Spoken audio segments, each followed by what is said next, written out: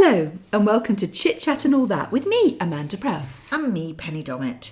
Thank you for joining us for your weekly dose of chatter. We're going to be talking about all the things that we usually discuss around the kitchen table and a lot more. And we have the lovely ambient snoring in the background of Les Bulldogs Français. And poor Mason, our lovely producer. Poor Mason. I mean, I'm really sorry. I know. How you put up with all that snorting and grunting and everything else. The thing is, they're valued members of the household, Pen, and you know, this is all their life, and we actually come into their space and interrupt their snoring, sleeping and farting You do schedule. know they're a dog.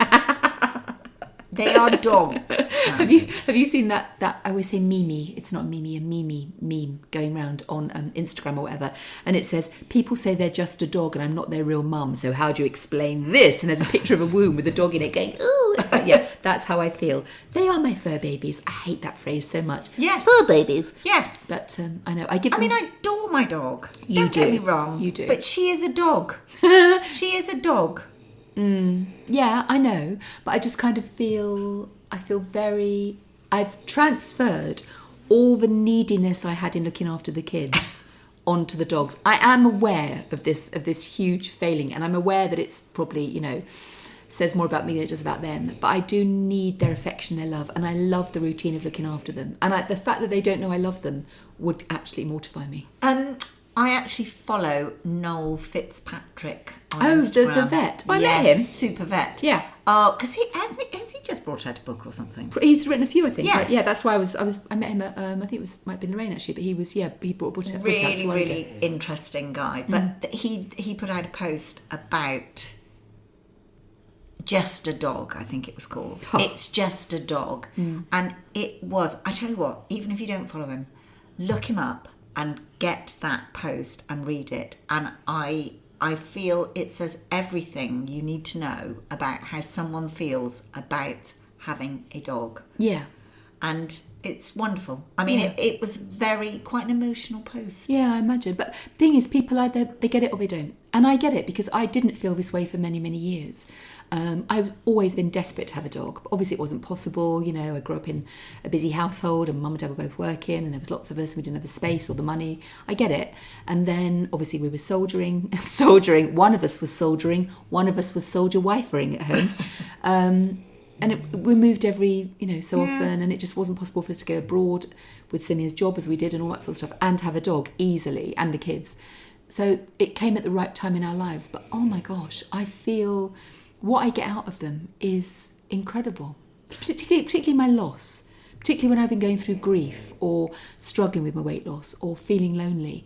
They fill such a huge gap inside me. I'm really grateful for it. I think for me, it is the fact that you get home from having a busy day. You can be furious, you can be sad, you can be happy. You are met with the same response every time you walk through that door.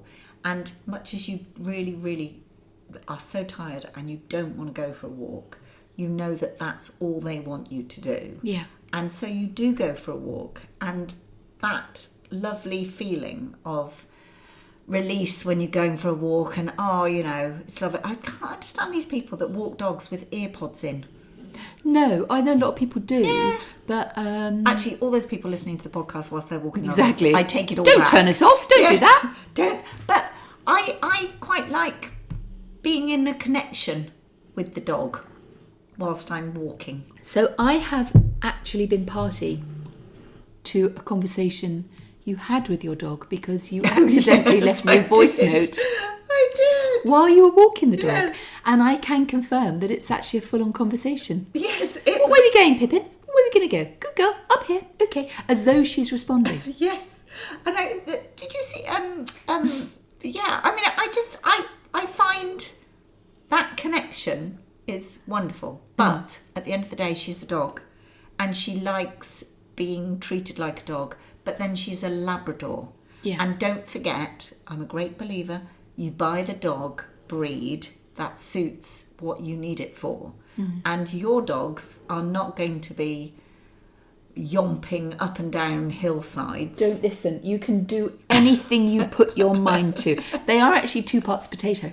Yeah, well, I often think there we go. If they were in my garden, I'd be throwing them into the neighbours, thinking like they're extra slug bait. Penny. Yeah. Have you ever had a moment where, probably not, when someone says, your baby's ugly? You know that way it feels in your stomach? Yeah, they're very good for you. This is this feeling I'm having right now where you're saying my daughters are slug-like. Anyway, Let's get on to... I have to say, dear listener, Mandy has thrown something at me this morning. Several things, but mostly they missed. That made me stop in my tracks. How long have we known each other? 150 years. Yeah, at the very least. I feel I know you so well. You do. And yet this morning you stopped me in my tracks because you told me something that I never knew about you. You said, well, of course, I'm colourblind. Yeah. And I could not believe... How did I not know that? I don't know. I can't believe it's never come up. I mean, I never like to mention the fact that you wore bright red with bright pink, then orange trousers. I just thought you were being colourful. No, it's not. It's a really weird thing. So I didn't know I was colourblind until quite later on in my life. But everything in my world is kind of, and it's far rarer for a woman to be colourblind. It's more common for men to be colourblind. But most things I see are sort of, I see lots of greens and browns and tonal. So it's not like I see in black and white, which some people think it is. But it's really interesting. If you look at my house, if you literally look anywhere, all you will see is green, brown and grey. Yeah. And I've often had people say to me, you don't have anything blue. You don't have anything red. You don't have anything pink. You don't have orange. And I don't, because I can't really see it. So everything I have is like a tone of autumn in my home. So what colour's my jumper? Well, I think it's like a light brown. Listener, it is a beautiful coral orange. I mean, it's lovely. And I can see it's different colours. And I can read the word on the front. I can see that it's, I know it's... I like it, and I think you look nice, and I can see it matches your skin. No, it's lovely, but I couldn't... Matches my skin tone of pale grey. No, it's really weird, but I've never really thought about it. I find it fascinating. So, absolutely find colourblindness fascinating. When I first discovered it, so I had to do these tests. I'm sure you did at school, or it might even been an eye test, I can't remember, where they put a number inside a dotty circle. Yeah, that's the eye test. And I couldn't see some of the numbers. The red and the green. But it wasn't to do with my eyesight, it was to do with I couldn't see the colour, weirdly. And this was years and years ago, and they said, oh, your eyesight isn't too good and blah blah blah, and that, I don't think it was really picked up on. When I met Simeon, I said I want to get a rug for a room, and he said, yeah, that's fine. I found this rug and it arrived, and I said, it's really lovely. I said, it's red, it's this, it's that, and I brought it in and they delivered it, and he went, well, that's brown. And I said, is it? And he said, yeah, point to something else that's red. I was like, that. And we realised that what I see and what he and everyone else is seeing are completely different things. And I don't have a full spectrum of colour.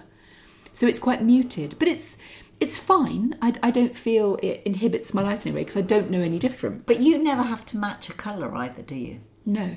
So quite often, especially bridal work, the bride might say, oh, I want...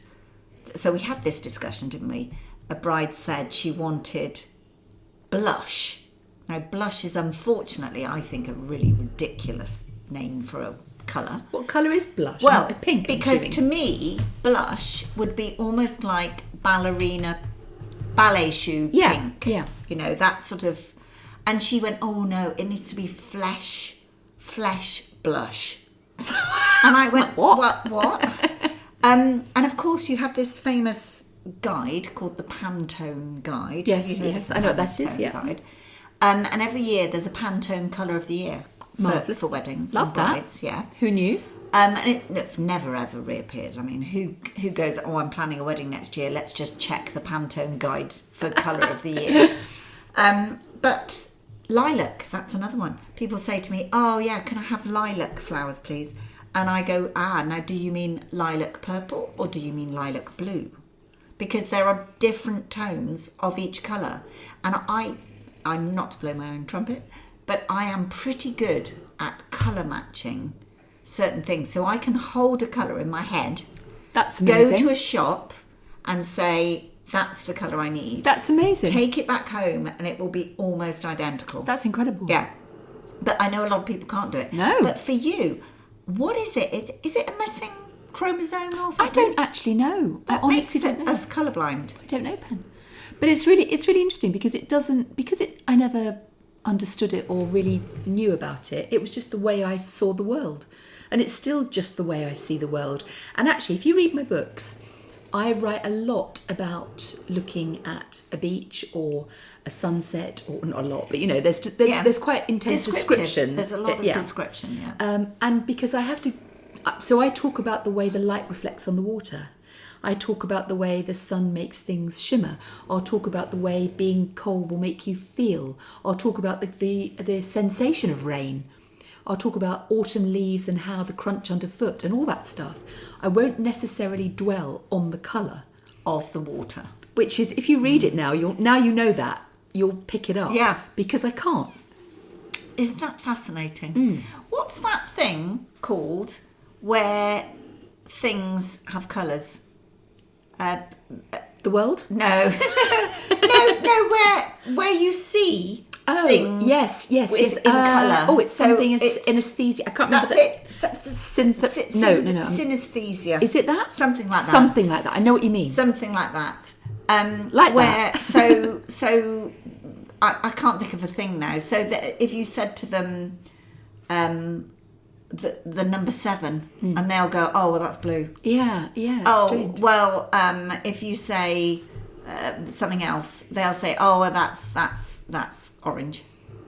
That is weird. Yeah, interesting. It's I love so the way our interesting. brains work. I love it. Yeah. I love the fact that you can hold a colour in your head, go away from the colour, and still hold I'm it. pretty good. That's amazing. But of course, and I know we've touched on this, and it blew your mind when we spoke about it before. What you say is orange, and what 50 other people say is orange. You're all identifying it as orange, but you don't know what they're seeing is what you're seeing.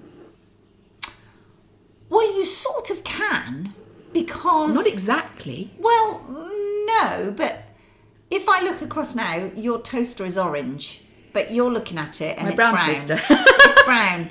But also, weirdly, I don't really have anything brown in my house. No. Because I brown is not really a colour that I would lean towards. I have lots and lots. Because, isn't it funny? But at the moment as well, it must drive you insane because, of course, all paint colours at the moment are sludgy colours, aren't they? Penny, look at my walls. Like greys. But you look at my walls, they are all, apart from this one, which is kind of white, I think, sort of whitey mushroom colour. But actually, all my walls are in sort of like an off... Elephant breath. Yeah, browny, salmony colour. Yeah. They're all in that because it just... Don't you love the way people call paint colours, the names that they give them? I so literally, ridiculous. In this house, I have dead salmon, olive. You've got sulking pink. I've got prawn. You don't know whether to lick the walls or buy them. I know. It's like a little buffet. Yeah, I love it. I love Absolutely paint. Mad. I love, as we know, I spoke about it a couple of episodes ago. I love the painting, the idea, the decorating, all of it. I like choosing the colours. Yeah, I don't. But I don't like anything else.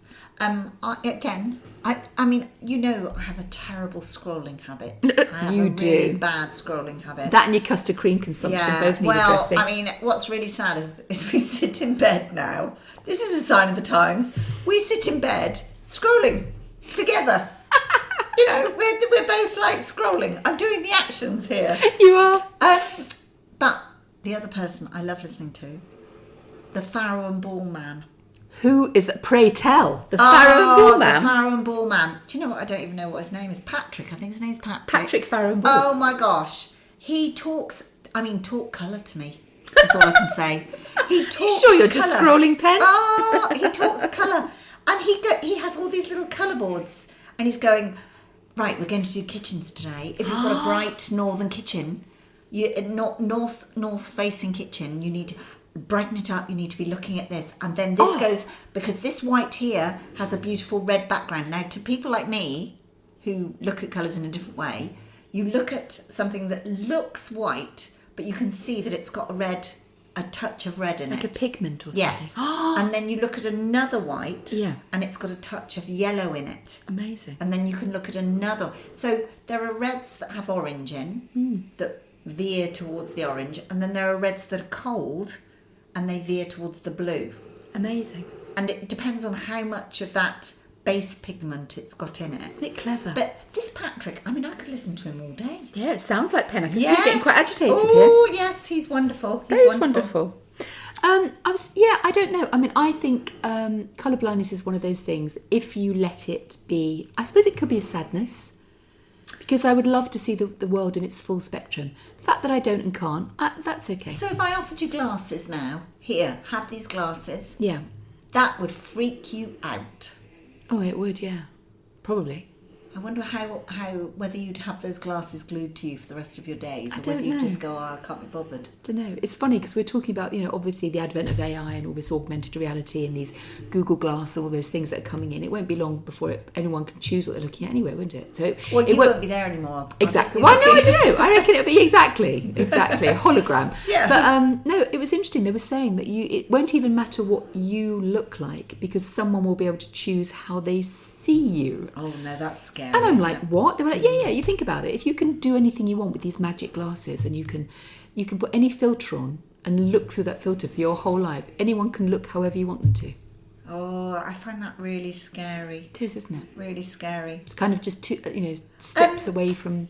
When I was making supper the other night, you know how sometimes you put the news. Well, I put the news on to watch the weather, of course. Of course you do, because you're weather obsessed. Yes. But it floated onto another programme about scamming. Oh yeah. And that is horrifying. It is. Because they were intercepting scammers, ringing people. And it was about this woman who'd lost £25,000 God. just through somebody contacting her. I think it was on Facebook. And then they got chatting, can I DM you instead? I can't pay my rent this month. Could you possibly send me this? And, your first instinct is, oh my God, how could someone be so stupid? Yeah. But then you think that person thinks that they found a friend.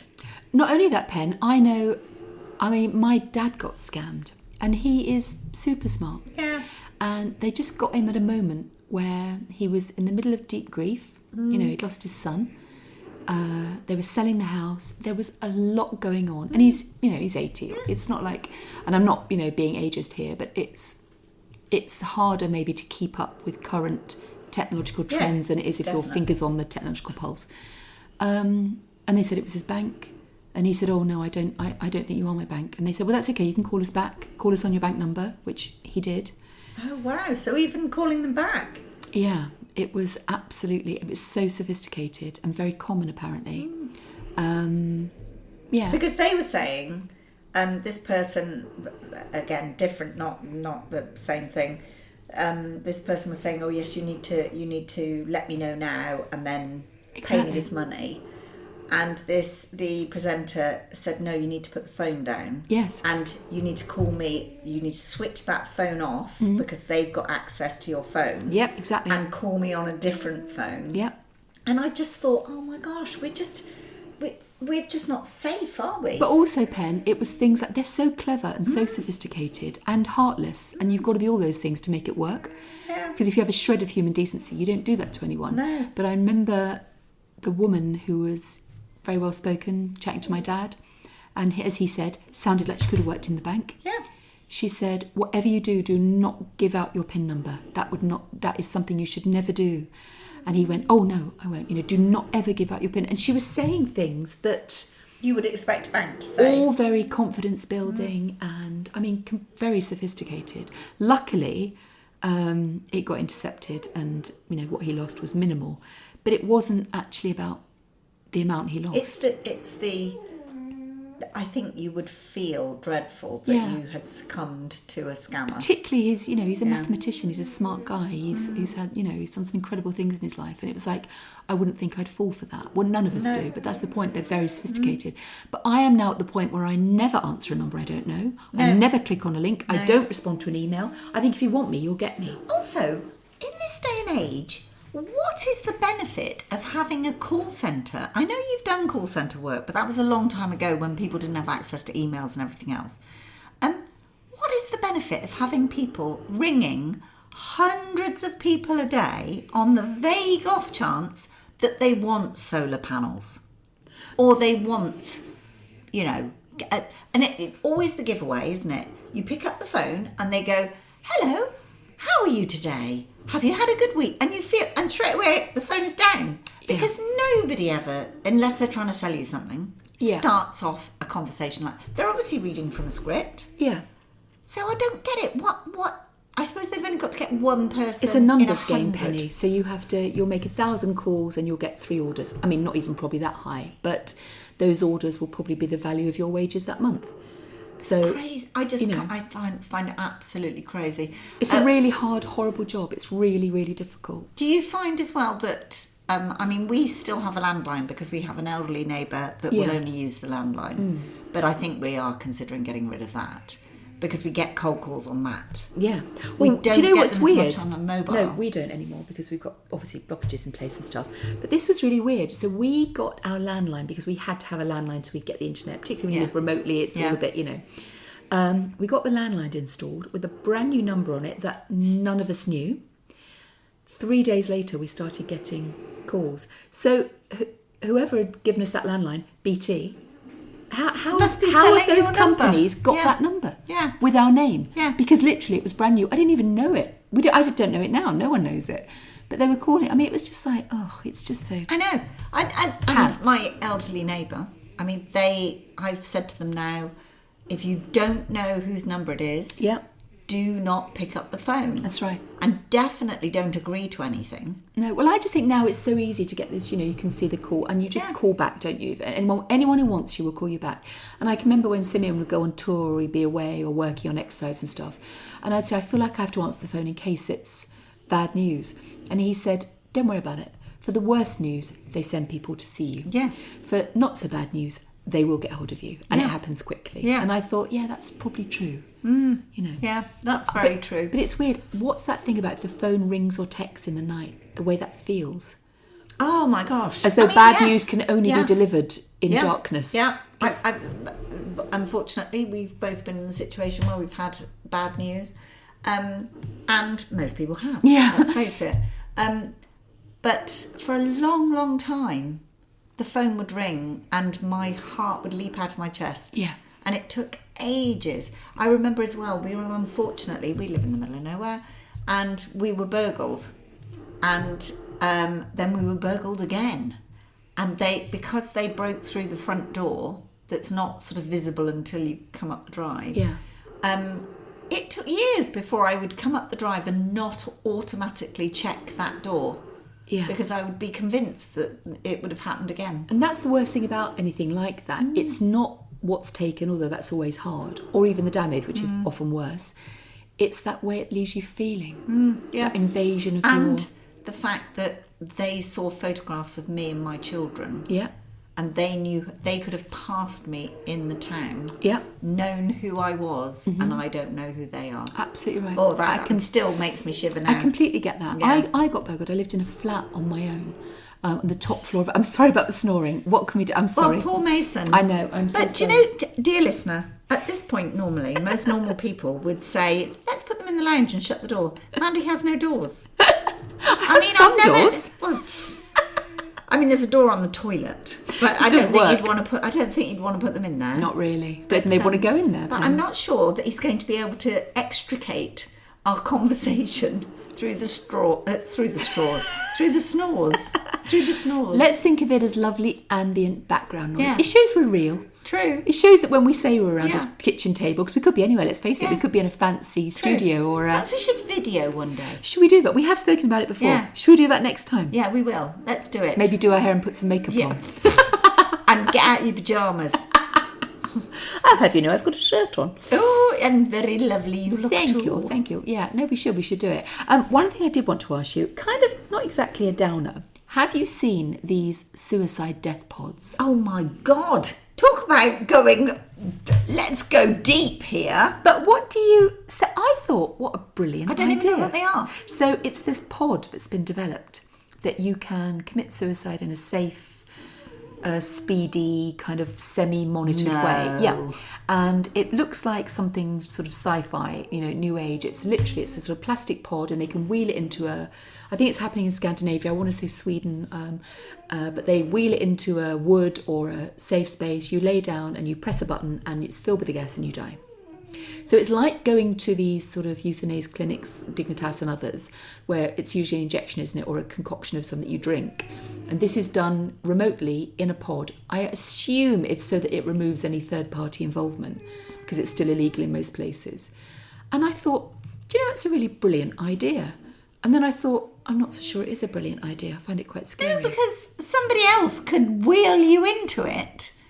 No, it doesn't work like that. Press the button. They're not like randomly laying around pen. It's like you're given a code. It's all very monitored, Oh, it's such a difficult, controversial subject.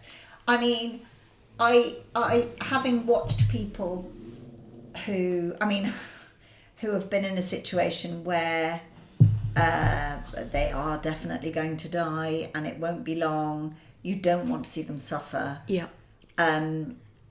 But you still, for me, I think I would want every last second I could possibly have. See, I wouldn't. See, I think a lot of people who try to take their life for whatever reason, or need to end their life or want to end their life, it can end up badly if it doesn't completely work. It can make your situation worse, and it can be messy, and there's a million things, don't go into the detail.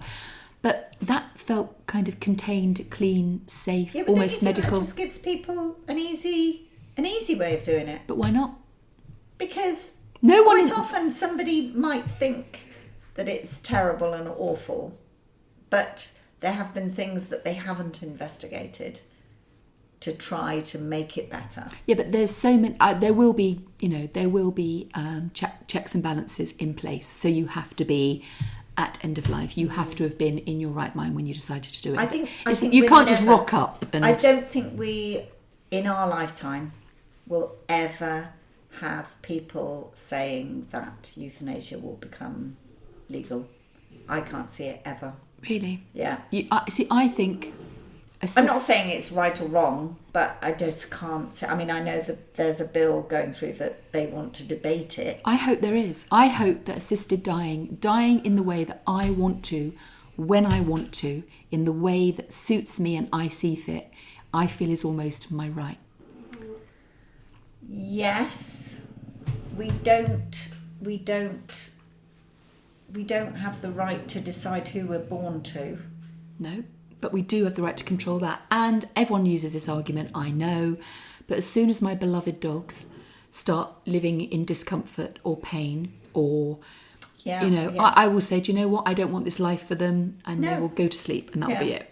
And yet we as humans, with all our brain capacity... Yeah, there's some terrible stories about people suffering. I think it's barbaric. Right. Yeah, it is. But you have to look at the person that has to make that decision. Mm. When I say makes that decision, the person that... you've gone into a suicide pod, you've done something. Somebody's now got to do something. Yeah. Somebody has to... I was going to say clear up the mess, but you know what I mean? Yeah. It has to... But that happens anyway, and there'll be a process in place, and it won't just be volunteers, it'll be someone who's trained and whose job it is. I mean, what nurses have to go through, what doctors have to go through, and very often the little they can do when they wish they could do more.